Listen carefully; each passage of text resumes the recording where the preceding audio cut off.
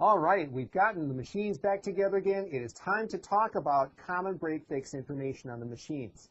So I want to run through a number of different things.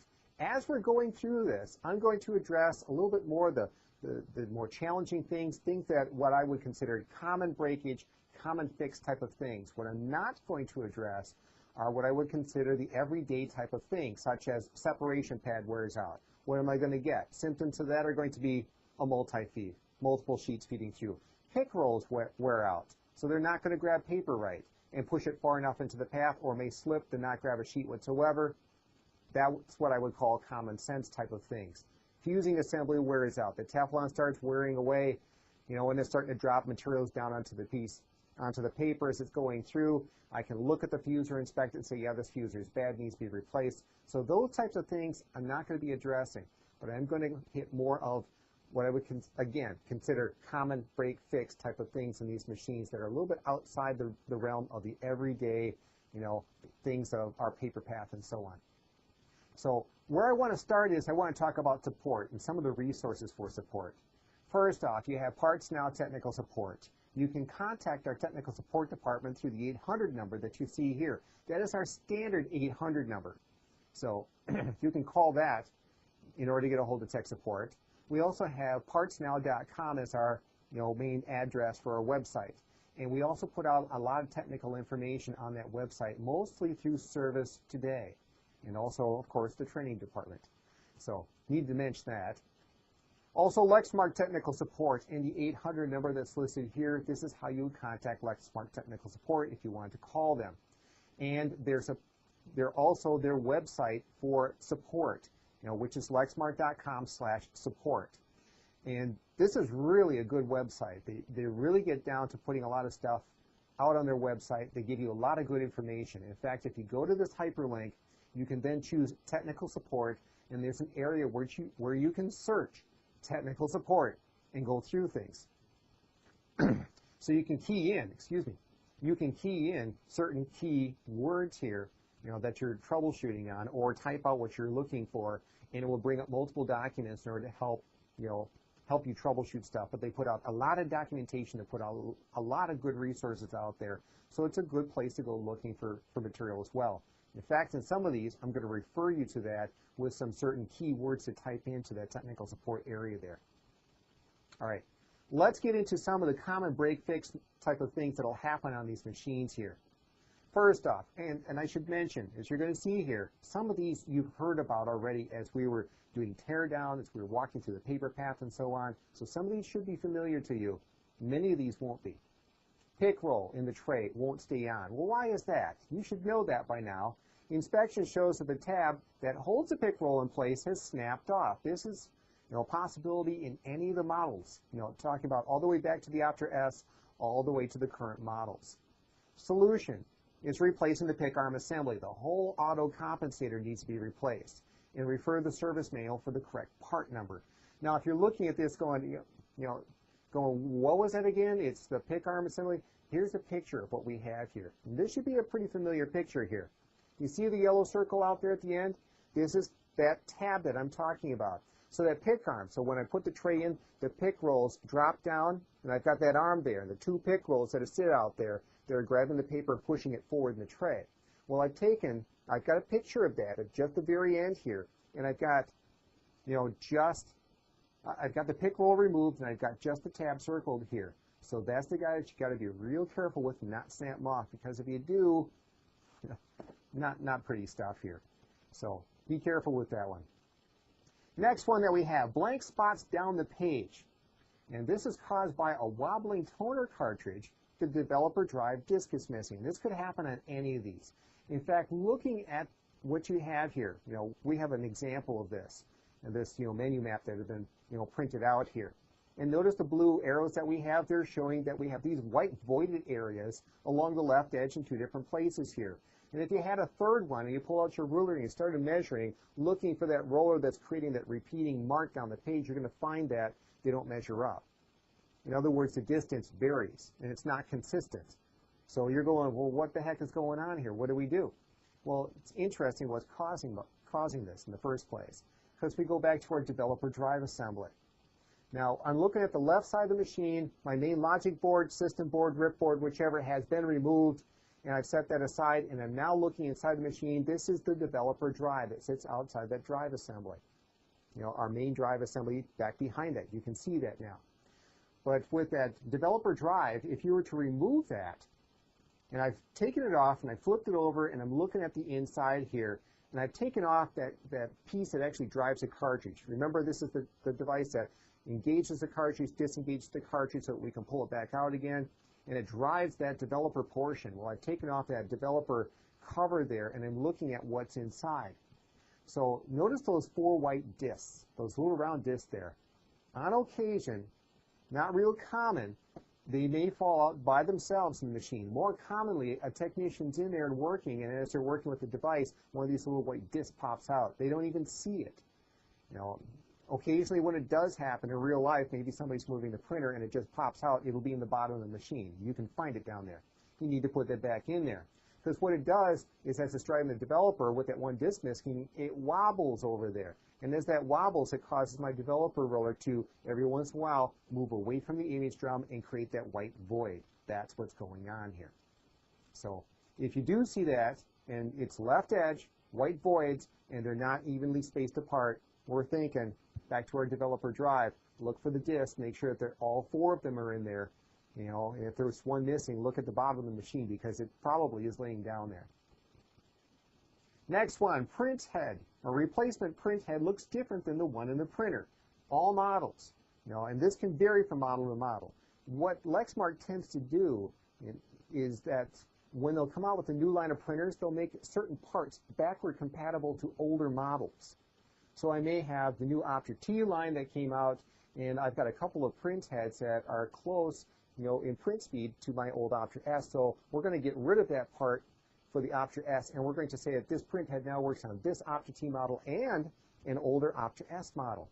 So on occasion, we're going to see this where the print head that you get is going to look totally different. And I do mean totally different. Print heads are interchangeable at times, even though they may look radically different. So in other words, you ordered a print head, you got it, you opened up the box, you looked inside and said, this isn't what I ordered, this is not what I'm supposed to get. An example. Down below here, I've got 2 print heads. These are completely and totally interchangeable. Now let's say that you had the one here on the left sitting in the machine, and you got the one here on the right with the black cover that came in a box and said, this is what you're supposed to put in the machine. What's your normal reaction to this? They sent me the wrong part. Exactly. So I've got to send this part back. What we've learned to say is that no, try and install it. Now when I said radically different, it's not just in looks here yet. There's a little bit more. Notice I've got the ABCs here on the picture on the left and on the right. We're talking about different cables on this one. So it's not just a radical looks necessarily, but for instance, cable A in the picture on the left with the silver cover, I've got the cable A on that one is on the picture on the right here with the black cover. That one is actually cable A plugs in on the opposite side of that print head. So radically different from a couple different standpoints. So a lot of technicians go, well, this can't be. Even the cable connections are different. And all we've got to say is try it. You know, if the cable connections plug in and it fits in place, you're going to find a lot of times that it does work. You'll be scratching your head going, that just doesn't make a whole lot of sense. Yes, it does get confusing. But again, there we've learned that if you get a print head and if it looks totally different, try it. Even, you know, cable C, for instance, here on this particular one. The tricky thing about this one is really hung up a lot of technicians on this particular situation is cable C here, you actually have to take a connector and flip it over and put it in place. Well, that one, it kind of sits a little bit stiff there, so they try and plug it in, it doesn't work. And they physically had to twist it over, plug it in, and as soon as they did, you know, their print head worked just fine. But just want to note, there may be times when you're replacing the print head and you're going, this doesn't work here, they sent me the wrong part. Not necessarily. Next one, unable to reinstall paper tray into the printer or optional drawer assembly. So I'm trying to get the cassette tray back in, but the cassette tray doesn't go in all the way. When I take a look inside there, the pick arm assembly basically is hanging down inside there, and it doesn't lift when the tray is removed. So when I pull up the cassette tray, it flopped out of the way and then dropped back down. That's why the cassette won't go back in, because it's banging up against that pick arm assembly or auto compensator. This can happen to any model. And what's going on here is if you take a look at the bell crank on the pick arm assembly, that's the little part with the spring there off to the side. And the replacement part number is 56P1228. Now in the early manuals, that part number was not available, so this came out later on. And you can replace just the bell crank, and you can replace the spring if the spring's missing. It's gone at that point in time. And just as a reminder, this is looking at the bottom of the machine. We took it, we flipped it up, and we took out the cassette tray. And you can see the auto compensator motor sitting here to the left.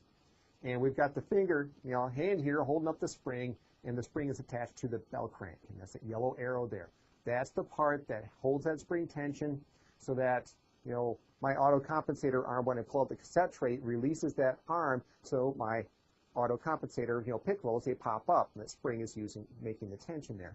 So if that breaks off, you need to replace it, and there is an individual part to replace it, as I mentioned.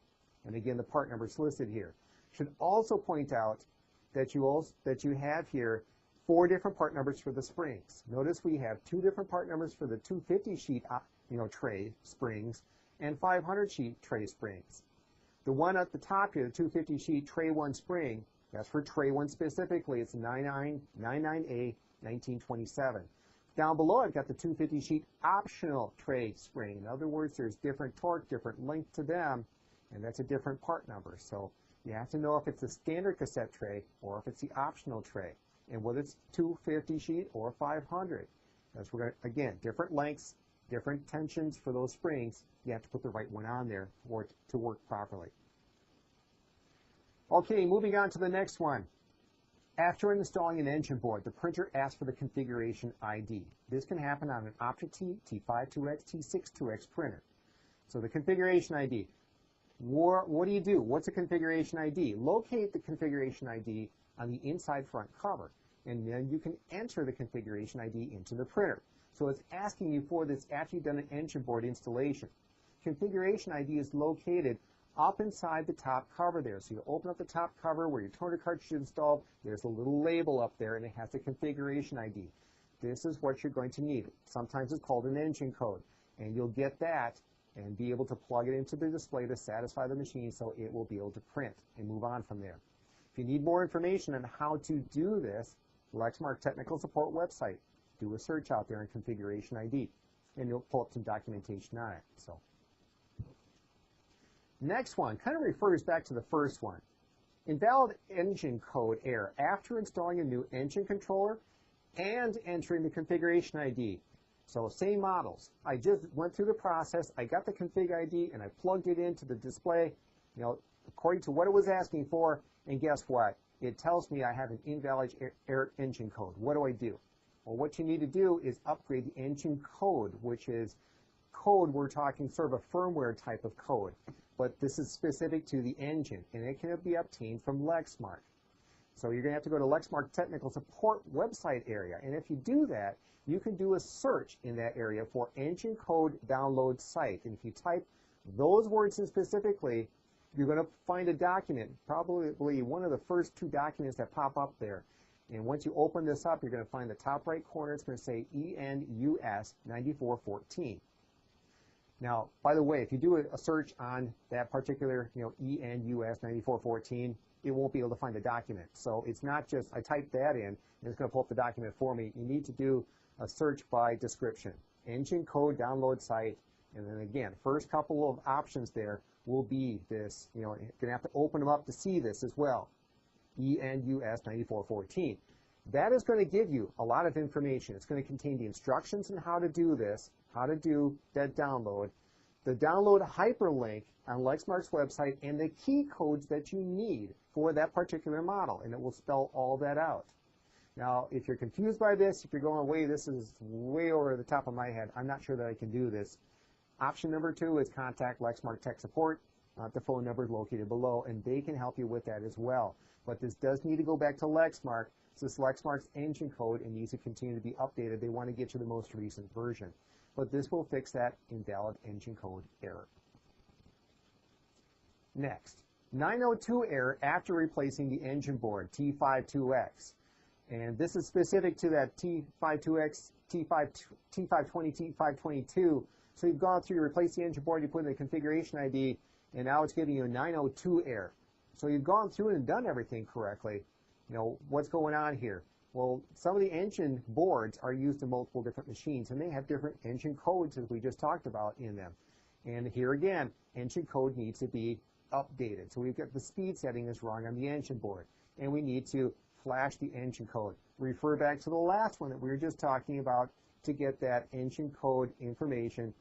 Go to the website, get that info, download it, and have the proper key code in order to get that. So we're back to that one again, but 902 specific to the T52X models. Next one, printer won't complete the output bin test in diagnostic mode. So you're trying to print out paper into the diagnostics, through diagnostics mode into my optional stackers across the top here. But it seems as though the paper hangs up as it's trying to deliver, and it continues to do that. And this is specific to the T63X models. And the only way to get out of this, it locks up the machine. You need to power it off in order to continue. Solution to this one is it's a firmware issue. New firmware RIP-based code at this level, 551.039 or higher needs to be installed. This is typically done through a firmware DIMM that you should be able to get from us or from Lexmark. Plug in the DIMM and it will automatically upgrade that firmware. So that's one of the solutions here. Another solution, I suppose, is just don't run the output bins test. However, if you need that output bins test, because you have a lot of output bins and it needs to be done, then it's a good thing to do. But firmware upgrade for that. Light print on some labels, T63X here again. Now, on some labels. So on some labels, print is fine. Some labels, print is not fine. What's going on? Remember, in the setup of the menus, we can tell it what type of media it's printing on, so it can adjust the charges, adjust the image formation process to give us the best image on that media type that we're printing on. With that, this is another type of scenario where the firmware version would need to be upgraded. And there again, you would need to get that firmware to upgrade it in the machine, that extra firmware DIMM in order to install it in the machine and bring it up to the proper firmware version, and that should fix that problem. So the customers who are printing lots of labels, those are the guys you're probably going to hear this from. Say, why is I got such light print here? 932 or 933 print head error due to damaged front cover, hinge, or cover switch. T63X version. So in other words, somebody got a little bit rough with the top cover there. It got bumped, somebody didn't see it, and they ended up breaking some of the arms that hold that top door that I open up to get the cartridge out. They've broken some stuff inside, and it's causing print head errors, strangely enough. So if that's the case, is you're probably trying to hunt down the print head errors. You take off the cover for the top front cover there, and then you're removing the top cover, after you remove the side covers, of course. And as you're doing that, you probably want to take a look at those arms that are holding that top cover in place to see if they have been damaged, because if they've been damaged and they're not holding the switch down correctly, that could be causing our 932 or 933 print head errors. In other words, if you're not paying attention here, oh, it must be a print head, so I replaced the print head. Guess what? My 932, 933 didn't go away. Take the extra steps. This does tend to happen on the T63X machines. So if you're looking at a 932, 933, take a look at those arms that help open and close the door and the switches there. I should also note that there is a cover close switch / cable service check in the service mail for in-depth inspection. So if you want to, what points do I check? What am I looking for? This is a good place to start. Another one here. 271 paper jam error due to a slipping clutch spring in the mailbox option. So this is when a customer is running a mailbox on a T63X, which I believe would technically be a T632, T634 if I remember right, because they're the only ones that will take the mailbox, and they're getting a 271. And with that, there's a spring that's a little bit weak in that one that's causing the slippage. It's the 99A0415. What you want to do is replace it with the new spring, which is 99A2545. That's the new spring for that multi-bin mailbox option. And again, only for that option. White page. Here's an interesting one. So if you get a white page coming out of the machine, you may also see, and I said may also see, toner cartridge not installed message. So the display is telling you, hey, you don't have a toner cartridge installed. Well, I open up the door and there's a toner cartridge installed. Why did it print a blank page if there was no toner cartridge installed? What's going on here? And this can happen on all models. Solution to this one is You probably have no toner cartridge drive. That is for the developer drive. More likely a broken or missing developer drive coupler. So if we take a look at our coupler here, and we're back to that device again. That was the one that we were looking at earlier with the 4 white discs. Well, I've taken that off again. And this picture should look familiar because this is from our teardown process when we took off the developer drive from the left side of the machine. And there's that little wheel that I'm holding up here. And that's the one that could fall off into the machine when you take off the developer drive, in which case, if it falls off, guess what my developer in the toner cartridge is not doing? It's not turning. In which case, I'm going to get either a blank page or it's going to say, hey, I don't see the wheel turning here, on the right side. So as you pull out the cartridge, there's that little wheel on the right side of the cartridge, goes into that little photo sensor and says, yes, I see the wheel turning, so we must have toner in the cartridge. If it doesn't see the wheel turning, it can also give you no toner cartridge installed. So if the wheel falls out, if you just took out the developer drive and it says no toner cartridge installed or gives you a blank page, you might want to see if that fell out. If it gets damaged, it can do similar things. Perhaps it's turning the developer, but not at the speeds that it should be because of the damage that's happened there.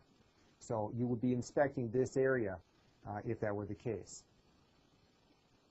Gray background is our next one on printed pages. We talked about this one earlier. Do you remember what the solution was?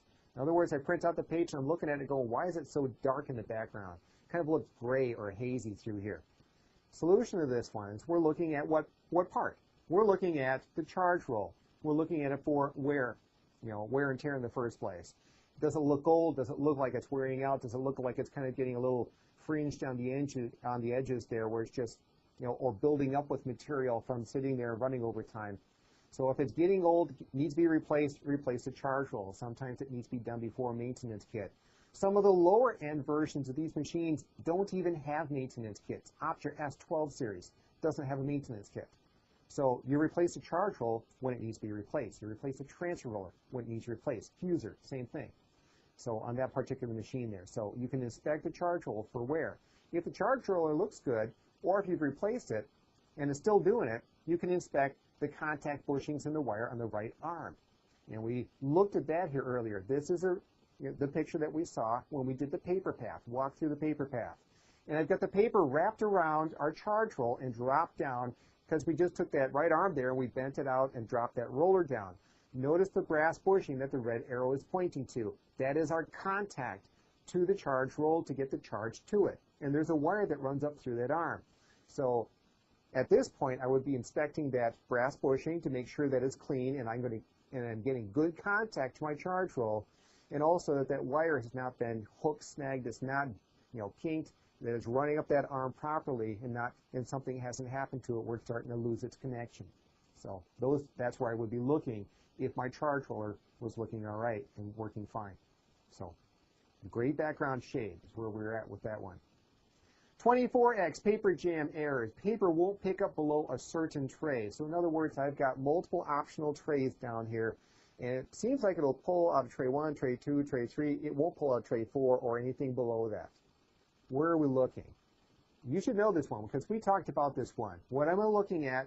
Yeah, it's that little thing on the bottom of the printer. It's, the PTO, power takeoff shaft. That's it. And that we have in every optional tray, including our printer. So our main printer has got this PTO shaft that connects to the option below it. It has a shaft that connects to the option below it, and so on and so on. Well, if one of those falls out, breaks, gets damaged, then all of a sudden, everything below a certain level is not going to pick up. The solution to this one is I'm going to inspect the PTO shaft in the lowest tray that does pull paper, looking for damage there. Why am I looking at the one that does pull paper as opposed to the one that doesn't? Because it's the one above the one that doesn't pull paper that has a shaft that drives the one below it. So if it's not pulling paper down below that, it's probably the shaft of the one that is working because it's being driven fine from the one above it, but it's the shaft that's in that unit that's still functioning that may be having the problem. So it's take off the printer, unstack all the different options, and look at the last one that's still working and check out the PTO shaft. Make sure it's firmly clipped in place. Make sure it still exists there, and something didn't happen to it. And I have a picture here of the PTO shaft. This is, again, tilted back to the machine, and we took a picture of this, the same picture we saw before. And I've got it circled here in blue. That's that PTO shaft. So if there were any questions, what I was talking about. Okay. we've gotten through common break fix information, and we've covered a lot of different things in here, things that will commonly go wrong, things that do happen in these different machines. We broke it out here, and so hopefully you took some good notes on this one, because if you're working on the Lexmark machines, you will see some of these. I guarantee you. You know, this is the type of stuff that, again, common break fix. We didn't call it break fix that happens once in a while. It's common break fix. So we're done with the break fix information. Next module to come up here is going to be your Optra S&T, the specifics to those particular models. You know, things that you need to know. So it's going to be more of an add-on, things that you need to know, things that we haven't covered yet. So when you're ready, cover the Optra S&T. I'll be waiting for you. So you're good.